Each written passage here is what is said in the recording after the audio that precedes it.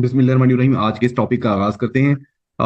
इस video lecture की series में हमने पंक्चुएशन रूल्स के बारे में बात करनी है। और पंक्चुएशन रूल्स हमारी रोजमर्रा जिंदगी में रिटन टेक्स्ट में बहुत इंपॉर्टेंट अहमियत के हामिल हैं।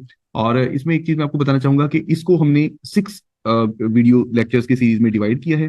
ठीक है, ताकि आसानी से इनको समझा जा सके और पढ़ा जा सके। इस वीडियो लेक्चर में हम कैपिटलाइजेशन और कोमा के बारे में बात करेंगे, उनके रूल्स के बारे में बात करेंगे। तो हम देखते हैं कि पंक्चुएशन का इस्तेमाल कहाँ पर होता है और किस जगह पर।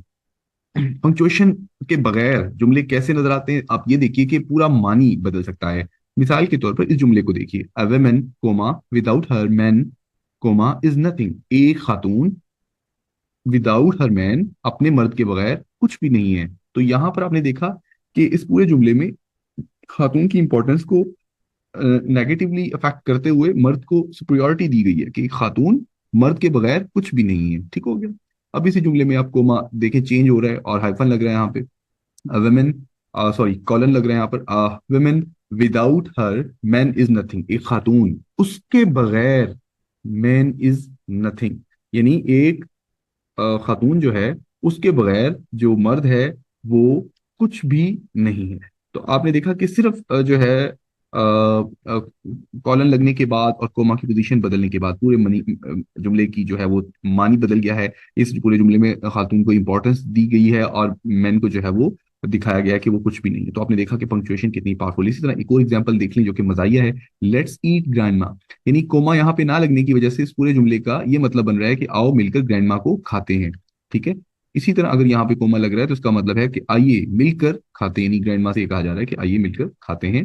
तो आपने देखा कि पंक्चुएशन जो है वो कितनी इंपॉर्टेंट है मीनिंगफुल बनाने के लिए रिटन टेक्स्ट को। इसी तरह पंक्चुएशन है, इसको जानना इसलिए जरूरी है क्योंकि ये कॉन्स्टेंटली जो है वो इस्तेमाल की जाती है। और यहाँ पर आपके सामने 2 जुमले हैं, इनको जरा देखिए कि सिट के बाद कोमा लगा हुआ है। इसका मतलब यह है बैठिए खड़े मत हों, बैठिए खड़े मत हों। कोमे की पोजीशन थोड़ी सी बदलकर हम यहाँ पर लेकर आते हैं तो क्या होगा, बैठिए मत खड़े रहिए, बैठिए मत या खड़े हो जाएं। ठीक हो गया। आपने देखा कि सिर्फ कोमे की पोजीशन बदलने से पूरे जुमले का जो मानी है वो बदल गया है। ठीक हो गया। इसके बाद हमारे पास काफी सारे ये पिक्चर्स में आपको आ रहे हैं, इनको वन बाय वन हम डिस्कस करेंगे अपने पास। और हम आज कैपिटलाइजेशन के बारे में बात करेंगे, कोमा के बारे में बात करेंगे। कैपिटलाइजेशन क्या है? कैपिटलाइजेशन से मुराद है किसी भी जुमले का जो पहला लेटर है वो अपर केस में होना चाहिए, पहला लेटर अपर केस में होना चाहिए और बाकी लेटर लोअर केस में होने चाहिए। मिसाल के तौर पर आपके सामने देख लें कि हर जुमले में जो भी कोटेशन हो रही है, सेंटेंस इस्तेमाल हो रहा है, ये शायरी का पहला जो लाइन में जो पहला लफ्ज होगा, लेटर होगा, वो कैपिटल होगा। फिर आप देख लें इस पूरे जुमले में पहला लेटर कैपिटल है और इसी तरह कोटेशन शुरू हुई है तो उसके बाद भी पहला लेटर जो है वो आपने देखा कि कैपिटल है। इसी तरह आपके पास शायरी के इस्तेमाल होने वाली लाइंस में हर लाइन का जो पहला हिस्सा होगा आप देख रहे हैं कि वो कैपिटल है, इनको कैपिटल लिखना है। इसी तरह अगर आप देख लें तमाम अल्फाबेट्स जिसमें प्रॉपर नाउन इस्तेमाल हो रहे हैं, प्रॉपर नेम्स हैं, टाइटल हैं, किताबों के नाम हैं या ऐसे एडजेक्टिव्स हैं जो कि प्रॉपर नाउन से बनाए गए हैं, जैसे कि पाकिस्तान है तो पाकिस्तान से एडजेक्टिव बनाकर पाकिस्तानी बनाया गया तो उसका पहला जो लेटर है वो कैपिटल होगा। अब प्रॉपर नाउन्स में मजहबों के नाम, सियासी जमातों के नाम, कौमों के नाम, जियोग्राफिकल लोकेशन, किसी खास हिस्टोरिकल इलाके का नाम, जैसे मिडिवल पीरियड है, रेनेसांस है, किसी मशहूर डॉक्यूमेंट्स का नाम, इसी तरह वॉर का जिक्र करना हो, किसी बैटल का जिक्र करना हो, ऑर्गेनाइजेशन वगैरह का जिक्र करना हो तो उसका आपने देखा कैपिटल में लगाएंगे। इसी तरह गवर्नमेंट के इदारे, बॉडीज वगैरह में आप भी इदारों का नाम जो है आप कैपिटल लिखेंगे। अब गवर्नमेंट के इदारे अगर 2 या 3 नामों पे मुश्तमिल हैं तो आप उनका जो पहला लेटर है वो बड़ा कर देंगे। यूनाइटेड नेशन का पहला वर्ड आप जो बड़ा कर दिया लेटर, और इसी तरह नेशंस का भी आपने पहला लेटर जो है वो बड़ा कर दिया। तो आपने देखा ऐसे कंट्रीज, मुल्क, इलाके, इदारे जहां पर 2 बड़े 3 नाम इस्तेमाल हो रहे हैं तो उनमें पहला लेटर जो है कैपिटलाइज जो है वो कर सकते हैं ऑर्गेनाइजेशन में भी। इसी तरह आपने देखा कि मलका का नाम आ रहा है, बादशाह का नाम आ रहा है किसी, ठीक है, कायदे आजम लिखा जा रहा है तो आपने देखा कि पहला लेटर जो है उसमें कैपिटलाइज किया जा रहा है। डिग्री, किसी डेजिग्नेशन का नाम आ रहा है, प्राइम मिनिस्टर, इसी तरह हिमालयाज पहाड़ी सिलसिला, डिग्री का नाम आ रहा है, एजिस का नाम आ रहा है, ठीक है, तो आपने उसको कैपिटलाइज कर दिया है। इसके अलावा इल्हामी किताबों का नाम और खुदा तआला की जो हस्ती है उसको पहला लेटर जो है आप कैपिटलाइज करेंगे। आपने अल्लाह लिखना है, आपने गॉड लिखना है, पहला लेटर कैपिटल होगा। इसी तरह कुरान, बाइबल, पहला लेटर जो है वो कैपिटल होगा, इल्हामी किताबों का, रिलीजियस स्क्रिप्चर्स का भी। इसके साथ अगर हम देखें तो जो आई प्रोनाउन इस्तेमाल होता है जुमले के अंदर, मिसाल के तौर पर ही कॉल्ड मी या ही इंक्वायर्ड, कोई कोई ऐसा जुमला जिसमें बीच में आपने आई लिखना हो, ठीक हो गया। यूं समझ लें कि जुमला यहां से कंटिन्यू है, that is why I decided. तो आपने ये देखा कि ये जुमले के दरमियान जो आई होगा वो आप ऐसे नहीं लिखेंगे बल्कि ऐसे लिखेंगे। इसी तरह इंटरजेक्शन इस्तेमाल हो रही हो अगर ओ के बाद, तो आप उसको भी कैपिटलाइज करेंगे। ये देख लें। और इसी तरह जुमले में देख लें, I, it was I who completed this grand task. तमाम पर्सोनिफाइड ऑब्जेक्ट्स जो है उनको कैपिटलाइज करेंगे। पर्सोनिफाइड से मुराद ये है किसी इन एनिमेट ऑब्जेक्ट को आप ह्यूमन लाइक कैरेक्टरिस्टिक्स फीचर्स दे दें। अगर आप कहें कि दरख्त मुस्कुरा रहे थे या डांस कर रहे थे, तो आपने दरख्त को पर्सोनिफाई कर दिया है। ठीक है, तो इसी तरह हमारे पास अब दो एग्जांपल्स आ रही हैं, उनको देख लें कि उनको जब पर्सोनिफाई किया जाएगा तो हम उनको कैपिटलाइजेशन में ले आएंगे। मिसाल के तौर पे, no time to turn at beauty's glance. ठीक है, और इसी तरह the wind howled through the trees, तो हमने उसको पहले लेटर को जो है वो कैपिटलाइज कर दिया।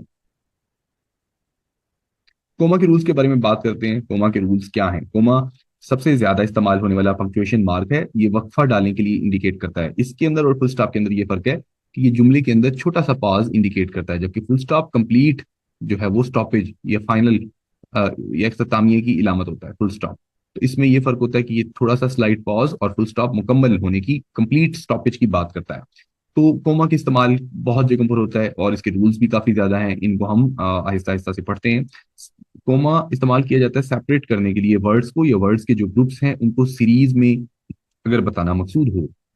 आप ये देखिए, my state goes to my husband comma son comma daughter in law comma and nephew. अमूमन ये समझा जाता है कि एंड से पहले कोमा नहीं लगाना, लेकिन अगर एंड से पहले कोई ग्रुप ऑफ वर्ड्स आ जाएं तो आप कोमा लगा देंगे। ग्रुप ऑफ वर्ड से मुराद दो तीन वर्ड्स मिलके अगर आ रहे हो तो आप उनको कोमा लगा देंगे, उसको ऑक्सफोर्ड कोमा कहते हैं।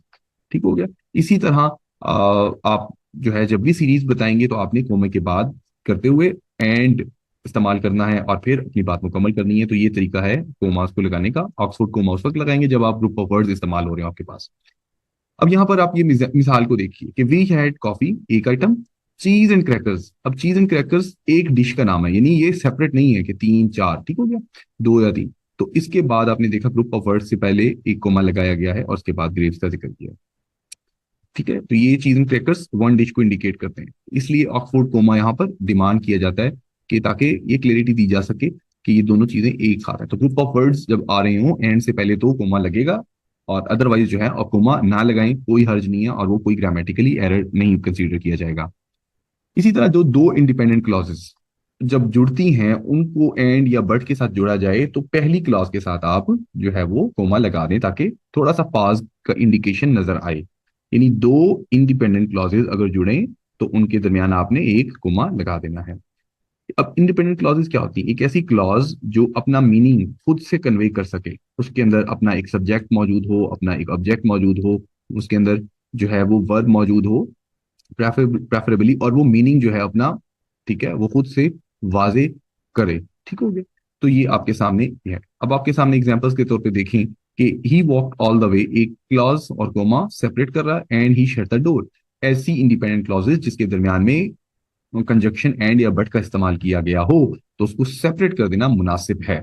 अगर जुमला छोटा है तो फिर बेशक आप ना लगाएं। आप देखें, ही राइट्स आई पेंट, दोनों पे इंडिपेंडेंट क्लॉजेज हैं, एंड लगा हुआ है, लेकिन चूंकि जुमला छोटा है तो आप लगाने की जरूरत उसमें नहीं है। जब भी हम सेंटेंस का आगाज करते हैं किसी भी डिपेंडेंट क्लॉज से तो कोमा लाजमी लगेगा। आप कंडीशनल सेंटेंसेस की मिसाल ले सकते हैं, इफ क्लॉजेस की मिसालें ले सकते हैं जिसको कोमे से सेपरेट किया जा रहा है। ठीक हो गया।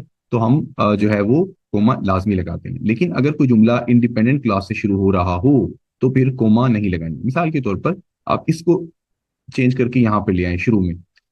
तो अगर ये शुरू में इंडिपेंडेंट क्लॉज आ रही है और बाद में डिपेंडेंट क्लॉज है तो आपको कोमे की जरूरत नहीं है। लेकिन अगर शुरू में डिपेंडेंट क्लॉज आ रही है, ये देखिए डिपेंडेंट क्लॉज, ये देखिए डिपेंडेंट क्लॉज, ये देखिए, तो फिर आपको कोमे से सेपरेट करना है, उसको सेपरेट करना है। तो ये आप देखें कि डिपेंडेंट क्लॉज जो कंडीशनल सेंटेंसेस में हम यूज कर रहे हैं या कैसे भी किसी भी जुमले में यूज कर रहे हैं, जो कि अपना मानी वाजे करने के लिए उसको मजीद डिपेंडेंट क्लॉज की जरूरत पड़े इंडिपेंडेंट क्लॉज की, तो उसको हम कोमा से सेपरेट करेंगे। अच्छा, अब मिसाल के तौर पर इसको थोड़ा सा आसान बनाने के लिए मैं आपको ये दिखाता हूँ कि अगर ये वाला जुमला जिसको हम इंडिपेंडेंट क्लॉज कह रहे हैं जुमले के शुरू में आ जाए, यहां पर आ जाए, यू विल गेन वेट, तो यहां पर आपको कोमा लगाने की जरूरत बिल्कुल भी नहीं है। You will gain weight if you eat too much. तो आपने देखा कि इंडिपेंडेंट क्लॉज अगर शुरू में आ जाएगी और उसके बाद अगर डिपेंडेंट क्लॉज आ रही है तो आपको कोमा लगाने की जरूरत नहीं है, ठीक है। लेकिन अगर डिपेंडेंट क्लॉज जुमले के शुरू में है तो आप कोमा लगाएंगे। रूल 5 में देखें तो नॉन इसेंशियल वर्ड्स जिनको हम अपोजिट्स कहते हैं, ठीक है, अगर वो जुमले के दरमियान में आ रहे हों तो आप कोमे से सेपरेट करेंगे। इसी तरह जैसे आप कहते हैं Aslam who is my friend came to meet me. तो यहाँ पर ये who is my friend non essential word या क्लॉजेज या फ्रेजेस जो हु दैट विच से शुरू हो रहे हों, ठीक है, तो उनको आप सेपरेट करने के लिए कोमा लगाएंगे। आप ये जरा देखें कि Jill comma who is my sister shut the door, तो ये नॉन इसेंशियल है। The man knowing it was late hurried the home. ठीक हो गया। तो ये एग्जाम्पल्स आपके सामने ये वाजे करती हैं कि हम इनसे पहले और बाद में भी कोमा लगाएंगे। यहाँ पर कोमे लगना चाहिए था इस जगह पर, लेकिन नहीं लगा हुआ। The man knowing it was late, was late, late के बाद आएगा यहाँ पर, ठीक है। इसी तरह आप इस कोमे को अपोजिटिव कोमा कहते हैं, बहुत सारे लोग इसको नहीं लगाते। माय फ्रेंड, अब यहाँ पर आप देखें कोमा इमन लिव्स इन लाहौर के सामने आपने यहाँ पर सेपरेट कर दिया उसको। A man is appositive in this sentence, appositive can be taken out of the sentence with no change. Opposite क्या होते हैं आपको मैं दिखाता हूँ। मिसाल के तौर पर इसको देखिए, एडिसन एक नाउन है और the inventor of the light bulb, ये भी नाउन या नाउन फ्रेज हो सकती है जो कि इसको डिस्क्राइब कर रही है। इस एपोजिटिव को सेपरेट करने के लिए आप यहां पर कोमा लगाएंगे, ठीक हो गया। इज अमेरिकाज ग्रेटेस्ट इन्वेंटर, इसको नॉन इसेंशियल भी कहा जाता है अक्सर, क्योंकि अगर इसको सेपरेट कर लिया जाए या हटा लिया जाए इसको, तो जुमला अपना मतलब वादे कर सकता है। तो इस आपने देखा कि जब भी आपने अपोजिटिव इस्तेमाल करना है, अपोजिटिव कोमा इस्तेमाल करना है, यू मस्ट नो कि यहाँ पे नॉन इसेंशियल जो है वो चीजें मौजूद है। आपके सामने एक और मिसाल भी देख लीजिए। My best friend Joe arrive, the three items a book a pen and paper are on the table, ठीक हो गया।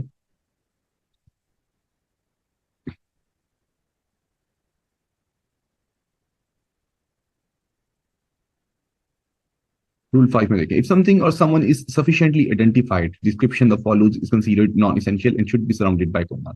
एक ऐसी चीज जिसको आप जानते हैं पहले से, तो उसके बाद आप डिस्क्रिप्शन जो दे रहे हैं उसके बारे में, तो वो नॉन इसेंशियल है। ये पहले वाले रूल से भी आप इसको मिला सकते हैं। मसलन आप किसी शख्स को जानते हैं तो उसके बारे में आप मजीद इन्फॉर्मेशन ऐड कर रहे हैं नॉन इसेंशियल, तो आप कोमे से उसको सेपरेट करेंगे, ठीक हो गया। लेकिन अगर आप किसी अननोन के बारे में बता रहे हैं, ठीक है, तो फिर आपको कोमे को लगाने की जरूरत नहीं है। एक फैमिलियर चीज के बारे में एडिशनल इन्फॉर्मेशन फराहम करना जो कि नॉन इसेंशियल है, आप कोमे से सेपरेट करेंगे। इसी तरह अगर आपने यहाँ पर आप देखें तो इसमें हम इस बंदे को नहीं जानते ये कौन है, इसकी कोई डिस्क्रिप्शन हमें अगर बता दी गई है दैट्स गुड, लेकिन कोमे की कोई जरूरत नहीं। अगर हम किसी शख्स को जानते हैं उसके बारे में मजीद इंफॉर्मेशन बताई जाए, ठीक है, जो कि आप कह सकते हैं नॉन इसेंशियल हो, तो फिर उसको हम कोमे से सेपरेट करेंगे। लेकिन एक अननोन चीज के बारे में एडिशनल इन्फॉर्मेशन बताई जाए कि हु हैज अ लिम्ब, या वो बंदा जो अननोन है, तो फिर आपको कोमा लगाने की जरूरत नहीं है। कुछ ऐसे मखसूस वर्ड्स हैं जिनके बाद आपको कोमा लगाने की जरूरत है। वेल, यस या नो या हेलो या हे से मुखातिब करते हुए। देखें, why I can't believe this, no you can't have a dollar. तो आपने देखा कुछ जब जगह ऐसी हैं जहाँ पे आपको मुख्तसर एक वर्ड लिखने के बाद भी कोमा लगाना है। कुछ ऐसे एक्सप्रेशन हैं जिनके बाद आपको जुमले में कहीं भी आपको लगाना है। ये जो ऐसे वर्ड्स हैं, कंजक्शन कह लें, कनेक्टिव्स कह लें इनको, ये जुमले में कहीं भी अगर इस्तेमाल होंगे तो आप इनको जो है आपकी इनके बाद कोमा लिखेंगे। मिसाल के तौर पर आप कह सकते हैं कि I met my friend after all, after all के बाद comma, I met my friend, यहाँ पर आप कोमा लगाएंगे, माई अपने दोस्त से मिला, आफ्टर ऑल कोमा, और उसके बाद आप बता सकते हैं कि ही वॉज नॉट हैप्पी, मैं अपने दोस्त से आखिरकार मिल गया, ही वॉज नॉट हैप्पी। तो यहाँ पर I met my friend after all comma he was not happy. तो आपने देखा कि ऐसे कुछ वर्ड्स जिनको आपने जुमले में कहीं भी इस्तेमाल करना है, चाहे अगर जुमले के शुरू में आ रहे हों या दरमियान में आ रहे हों, ठीक है, आप उनके बाद कोमा लगाएंगे। I am by the way very nervous about this, आपने देखा आई एम के बाद comma, by the way comma, very nervous about this. इसके अलावा आपने किसी का नाम बताया था जुमले के दरमियान में, ठीक हो गया, आपने बताया my friend Ali, my friend Ali try to help me. आपने देखा कि जुमले में सेट ऑफ कर आपने कर दिया अलीफ को बताने से पहले और बाद में आपने कोमा जो है वो लगा दिया। किसी को मुखातिब करना है, किसी से डियर सर, रिस्पेक्टेड सर, इस तरह से कुछ कहना है तो आप यूज करेंगे। निकनेम किसी का बुलाना है, किसी का टाइटल मुखातिब करना है तो आप उससे पहले कोमा लगाएंगे। ठीक हो गया। और उसके बाद भी आप कोमा जरूर लगाएंगे। इसी तरह हम कोमा लगाते हैं ताकि हम डे को सेपरेट कर सकें मंथ से। आप किसी शख्स को कब मिले, ठीक हो गया, आप किसी शख्स को 29 जून को मिले तो आप 29 जून कोमा 2023, तो ये आपने देखा कि हमने कोमा उसको यहाँ पे इस जगह पे लगाना है जून के बाद। ठीक हो गया। तो ये कुछ चीजें इनमें जरूरी है। It was in the Sun's June 5 2003 edition. ठीक हो गया। तो कोमा नेसेसरी नहीं है अगर आपने सिर्फ मंथ और ईयर लिखना है। इसे देखिए, it was a June 23 article, अगर आपने इतना बता देना। ठीक है। या आपने अगर किसी कहना है कि मैं किसी शख्स से जुलाई 2020 में मिला, आई मेट हिम इन जुलाई 2020, तो आपको कोमा लगाने की जरूरत नहीं है। ठीक है। और अगर आपने डेट मेंशन की है यहाँ पर, ये जुलाई 25 मेंशन किया है, तो आपको कोमा लगाने की जरूरत है। इसी तरह आपने मंथ मेंशन किया है कि आप वेनेसडे को मिले, वेनेसडे मंडे मॉर्निंग 9 AM, तो आपको कोमा लगाने की जरूरत है। 9 AM ऑन 23 जुलाई। ठीक हो गया। हमने किसी रियासत के बारे में बात करनी है, और रियासत के बाद उसके सूबे के बारे में बात करनी है, फिर उसके बाद हमने उसके मुल्क का नाम लिखना है, तो हम कोमा जरूर लगाएंगे। अभी आप मिसाल देख लीजिए, एक्रोन इलाके का नाम, ओहायो स्टेट, और एरिया, आई मैं इस एरिया से हूँ, मैं इस जगह से हूँ। इसी तरह I am from Bahawalpur comma, Punjab comma, Pakistan location. तो आप देख सकते हैं कि किस तरीके से आपने अपनी लोकेशन बताते हुए कोमा का इस्तेमाल किया है। अगर किसी शख्स का जो है नाम के बाद सीनियर या जूनियर आ रहा है, तो आप जो है वो उसके बाद नाम के बाद कोमा लगाएंगे और सीनियर के बाद फुल स्टॉप लगाएंगे। ठीक हो गया।